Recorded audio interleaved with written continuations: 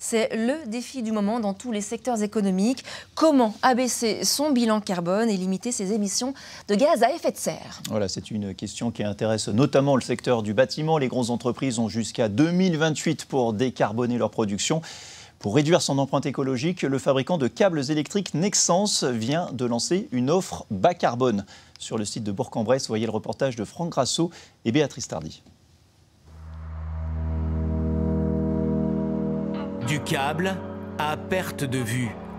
Des bobines géantes pour électrifier la planète. Nexans, l'héritier des câbles de Lyon, est désormais installé dans 42 pays et emploie 28 000 personnes. Ici, à Bourg-en-Bresse, l'activité a démarré en 1956. Depuis les années 50, on fait ça ici, mais on ne s'est jamais soucié finalement de l'empreinte carbone de notre produit. Depuis 2 ans, on a initié une démarche d'éco-design, donc de développement d'un nouveau produit, intégrant donc des sources bas carbone, mais intégrant aussi des matières recyclées. C'est donc le défi d'aujourd'hui, proposer du câble bas carbone. Il n'y a pas de composant miracle, mais une multitude de démarches. Exemple, l'aluminium vient désormais de la région.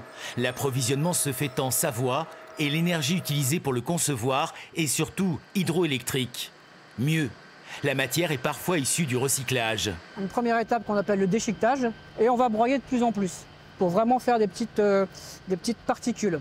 Et ensuite, on passe sur ce qu'on appelle des tables densimétriques, à peu près le système de l'orpailleur, qui va nous permettre de séparer le métal, le plus possible le métal, du plastique. On va obtenir un métal pur à 99,9%. Le fabricant de câbles a aussi exigé de son transporteur qu'il s'installe sur son site pour limiter les déplacements. Ce jour-là, des clients sont invités. Nexans fait la démonstration de son éco-responsabilité. Il y a là des représentants du monde de l'énergie, Enedis ou RTE, des bâtisseurs comme Eiffage ou Vinci. Chacun sait que le câble a un très mauvais bilan carbone, l'équivalent de 25 tonnes de CO2 dégagées pour 1 km fabriqué.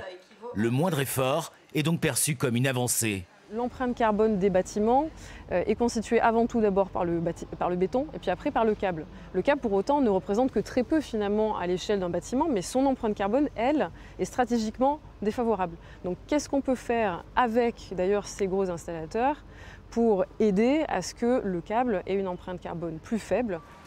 En France, le bâtiment représente 30% des émissions de gaz à effet de serre.